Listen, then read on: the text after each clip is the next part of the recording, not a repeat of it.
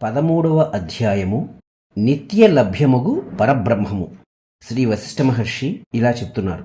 శ్రీ రామచంద్ర, ఈ ఉత్పత్తి ప్రకరణంలో మనం జగద్భ్రాంతి జన్మరహితమైన ఆకాశము వలె ప్రభాసితమగుచున్నది అని ప్రతిపాదించబోచున్నాము.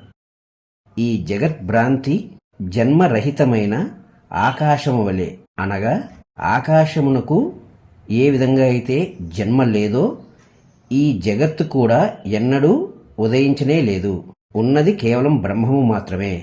జగత్తుగా అనుభవం అవుతున్నది కూడా కేవలం శుద్ధ బ్రహ్మమే. బ్రహ్మములో ఏ చ్యుతి వికారము లేదు అని మనం ప్రతిపాదించబోచున్నాం. ఈ దృశ్య జగత్తు దేవ, దానవ, మానవ, పక్షి, మృగ, పిపీలిక అనగా చీమలు మొదలైన జంగమ పదార్థములతోనూ, కొండ, నేల మొదలైన స్థావర పదార్థములతోనూ నిండి ఉన్నట్లు నీవు చూస్తున్నావు కదా. అట్టి ఈ దృశ్య జగత్తు అంతా మహాప్రళయ సమయమున అదృశ్యమైపోతోంది, వినష్టమగుచున్నది. రుద్రాది దేవతాగణం కూడా అదృశ్యమైపోతోంది. ఎందుచేత? ఇదంతా అసత్తే. కనుకనే ఏదైతే కనబడుతోందో అది నశించబోచున్నది అన్నది లోకవిదితమైన అనుభవమే కదా. యదృశ్యం తత్ నశ్యం. ఒకప్పుడు ఉండి మరొకప్పుడు లేకుండా పోయేది సత్యమెలా అయి ఉంటుందయ్యా? సత్వస్తువునకు లేకపోవటం అనేది ఏ క్షణమందునూ ఉండదు. భ్రమచే కనపడినంత మాత్రం చేత అసత్వస్తువునకు ఉనికి ఉన్నదా? లేదు. అయితే ఈ రెండింటినీ విభాగం చేయగల దృష్టి కావాలి. ఈ దృశ్యమంతా నీ దృష్టిలో అదృశ్యమైనప్పుడు ఇక మిగిలేదేమిటి? అప్పుడు తేజము ఉండదు, అంధకారము ఉండదు. ఒకానొక సత్తా, the absolute existence and awareness మాత్రమే మిగిలి ఉంటుంది. అది అట్టిది అని కానీ దాని పేరు ఇది అని కానీ చెప్పటానికి వీలుపడదు. మనస్సు ఉన్నంతసేపు మాత్రమే ఇట్టిది, దీని పేరు ఇది అనేవి ఉంటాయి. కానీ ఆ సత్తా మనస్సుకు ఆవల ఉన్నది కదా. అది శూన్యమా? కాదు. పోని నిరాకారమందామా? అది కాదు. దృశ్యము కాదు, దర్శనము కాదు. పంచభూతములలో ఏ ఒక్కటి కాదు, లేక మరి ఏ ఇతర పదార్థము కాదు. దానిని ఇది అని నిర్ణయించి చెప్పలేమని మరొక్కసారి ప్రకటిస్తున్నాను. సర్వపూర్ణముల కంటే పూర్ణమైనది. దానిని సత్తా అని మనం మన సంవాదము కొరకు అనుకున్నప్పటికీ అది సత్తు ఉన్నది కూడా కాదు, అసత్తు కూడా కాదు. That is beyond existence and non existence. భావ పదార్థం కాదు, అభావ పదార్థం కూడా కాదు. యతో వాచో నివర్తంతే అప్రాప్య మనసా సహా. మాటలకు అందనట్టి దాని గురించి ఏం చెప్పమంటావు? అయినప్పటికీ నీవు సూక్ష్మగ్రాహివి కనుక నీ బోధ కొరకు దాని గురించి కొన్ని గుర్తులు చెప్తాను. అది కేవల చిన్మాత్రము, అనంతము, ఆది గాని మధ్య గాని లేనిది, జన్మలేనిది, నిరామయమైనది, మంగళ స్వరూపమైనది. చమత్కారం చూచావా? సత్ అసత్ రూపియగు ఆ పరమవస్తువు సర్వస్వరూపములు తానే అయి ఉండి కూడా ఏదియూ కాకయే ఉన్నది.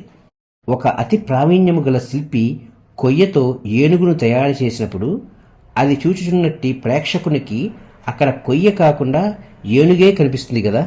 ఆ పరమ వస్తువునందే ఈ జగత్తు కనబడుతోంది. చిదాకాశ స్వరూపము, నీ నా సర్వుల వాస్తవ స్వరూపము అయినట్టి ఆ పరమ వస్తువునకు కళ్ళు, కాళ్ళు, ముక్కు, చెవి, నాలుక, చర్మము మొదలైనవి లేవు. అయినను అది అన్ని చోట్ల ఎల్లవేళలా చూస్తోంది, వింటోంది, వాసన చూస్తోంది, రుచి చూస్తోంది, స్ఫురిస్తోంది. ఆ దాని ప్రకాశం వల్లనే సత్ అసత్ వస్తువులు వీక్షింపబడుచున్నాయి. అనాది నాశనశీలము అయినట్టి ఈ సృష్టి దానియందే చిత్రింపబడినదని గ్రహించు. సగం మూసుకున్న కళ్ళతో ఈ దృశ్యమును ప్రతిబింబ మాత్రంగా చూచేది కూడా అదే సుమ. సర్వవ్యాపియగు ఆ బ్రహ్మమునకు కారణము అంటూ ఏదీ లేదు. నీటిలో తరంగములు లేస్తాయి చూసావా? అట్లే బ్రహ్మమునందే ఈ సృష్టిలన్నీ నిరంతరం ఉదయిస్తున్నాయి, కనబడుతున్నాయి, లయిస్తున్నాయి. ఎన్ని తరంగాలు లేచినా లేవకున్నా నీరు మార్పు చెందదు కదా. బ్రహ్మము విషయము కూడా అంతే. అయితే అది ఎక్కడో ఉన్నదని, ఎన్నడో లభిస్తుందని భ్రమించకుండెదవుగాక. ఎందుకంటే అది చిత్తమునందే చిన్మాత్ర దీపమై వసించుచు స్వతేజముచే ముల్లోకములను ప్రకాశింపచేయుచున్నది. ఆ పరమ వస్తువు యొక్క ప్రకాశము ఉండటం చేతనే సూర్యుడు మొదలైన తేజోమయ పదార్థములు చీకటిమయం కాకుండా ఉండగలుగుతున్నాయి. ఎండమావులలో నీరు కనబడుచున్నట్లు దాని సత్తయందే 3 లోకములు ప్రకాశించడం జరుగుతోంది. దాని యందు ఇచ్ఛ అన్నది జన్మించినప్పుడు ఆ ఇచ్ఛను అనుసరించే ఈ జగత్తులు అనే నిప్పురవ్వలు వెలువడటం, అట్టి ఇచ్ఛ త్యజించబడినప్పుడు అవి కరిగిపోవడం జరుగుతోంది. ఆ మహద్వస్తువు యొక్క నిర్మల అక్షయ స్వభావము లేక స్పందము వలననే సృష్టి స్థితి సంహారములు ప్రవర్తిల్లుతున్నాయి. ఆ పరమ వస్తువు యొక్క సత్తా వాయుస్వభావం వలనే సర్వగతము స్పందాస్పందమయము అయి ఉన్నది. స్వల్ప దృష్టిచే ఒకానొకప్పుడు అది తన సద్రూప పూర్ణత్వము నుండి వేరుపడినదా అను విధంగా తోచుచున్నప్పటికీ వాస్తవానికి ఎట్టి భిన్నత్వము అది పొందటం లేదు. ఆ బ్రహ్మము సర్వదా నిద్రితము, సర్వదా జాగృతము, మరియు సర్వదా సర్వత్రా జాగృతము కాదు, నిద్రితము కాదు. దాని స్పందమునందే శాంతము, శివము అయినట్టి ముల్లోకములు ఇమిడి ఉన్నాయి. అది ఏకాత్మకము, పూర్ణము. నశించే పదార్థాలలో ఉన్నప్పటికీ నాశనము లేకయే ఉన్నది. కుండ ఉండుటచే గాని పగులుట చేత గాని ఆకాశమునకు వచ్చి లోటేమున్నది? మార్పు చేర్పులు ఏముంటాయి? ఆ పరమసత్తా ఈ జగత్తు యొక్క భావము పొందుగాక లేదా త్యజించుగాక దానికేమీ సంబంధము లేదు. అది మరొకటిగా కాబోదు. అది వాగింద్రియము లేనిదగుటచే మోగ. అయితే ఏం? వాక్ ప్రవృత్తికి అదే కారణం కనుక మోగది కాదు. రాతివలే సర్వదా నిర్వికారంగా ఉంటోంది. కాని మననశక్తి అంతా దానిదే. నిత్య పరితుష్టమైనప్పటికీ సర్వమునకు భోక్త అదే. అది క్రియలకు ఏమాత్రం సంబంధించినది కాదు, కాని సర్వమునకు కర్త అదే. అది ఆకారరహితమైనప్పటికీ అసంఖ్యాకములగు హస్తపాదాది అవయవములతో విశ్వమంతా వ్యాపించి ఉన్నది. ఇంద్రియ శక్తులన్నిటికీ అది అతీతమై ఉన్నప్పటికీ సర్వ శరీరములలో ఇంద్రియ వ్యాపారములన్నీ నిర్వర్తించేది అదే. తనకు మనస్సు అన్నది లేకపోయినప్పటికీ మనోచర్యలన్నీ తానే నిర్వర్తిస్తోంది. ఓ రామచంద్ర, ఈ జీవుడు స్వస్వరూపమగు ఆ పరమవస్తువును గాంచకపోవటం చేతనే భ్రమ సంసార వ్యాధి పొందుచున్నాడు.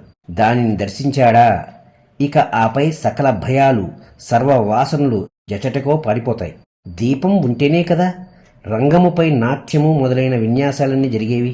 సర్వవ్యాపియగు బ్రహ్మము అపరిచ్ఛిన్న ప్రకాశరూపమున సాక్షి అయి వెలయుచుండటం చేతనే ఈ చిత్తవృత్తులన్నీ తమ తమ కార్యములను నిర్వర్తిస్తున్నాయి. ఓ రాఘవ, సముద్రమందలి ఒకే జలము కెరటములుగా, ఆవర్తములుగా, బుడగలుగా, సుడులుగా ప్రకటితమవుటలేదా? ఒకే బంగారం గాజులుగా, గొలుసులుగా, ఉంగరముగా, మరెన్నో నామరూపములు గల ఆభరణములుగా వ్యవహరించబడుతోంది కదా. అట్లే బ్రహ్మమే అవిభాజకమై కూడా అనేక రూపములతో వేర్వేరుగా కనబడటం అజ్ఞాన దృష్టికి జరుగుతోంది. అయితే నీకు జ్ఞానం లభించనంతకాలం వీరు, వారు, నేను, నీవు అను భేదముతో కూడుకొనిన బోధ తొలగదు. జ్ఞానము సుస్థిరమైనప్పుడు ఆ చిన్మయ స్వరూపుడు ప్రకాశించుచున్న ఏ వస్తువుతోనూ నాకు భేదం లేదు అని నీవు గ్రహించగలవు. నీటియందు అలలు లేచుచున్నట్లు ఆ బ్రహ్మ వస్తువు నుండే ఈ దృశ్య జగత్తు అంతా ప్రభవిస్తోంది. అట్లాగే కాలము కూడా ఉత్పన్నమవుతోంది. తేజము ప్రకాశిస్తోంది. ఈ మానసిక సృష్టి అంతా జరుగుతోంది. నీవు గ్రహిస్తున్న ఈ రూప, రస, గంధ, శబ్ద, స్పర్శాదులన్నీ దాని వలననే గ్రహిస్తున్నావని గ్రహించు. అవన్నీ కూడా అదియే. ఈ జ్ఞానమంతా ఆ బ్రహ్మము వల్లనే కలుగుతోంది. ఓ సాధు, నీవు ఏకాగ్ర చిత్తుడవు అగుదువుగాక. ద్రష్ట దర్శన దృశ్యముల మధ్య ఉన్నట్టి సాక్షి స్వరూపముగు ఆత్మను గ్రహించదవుగాక.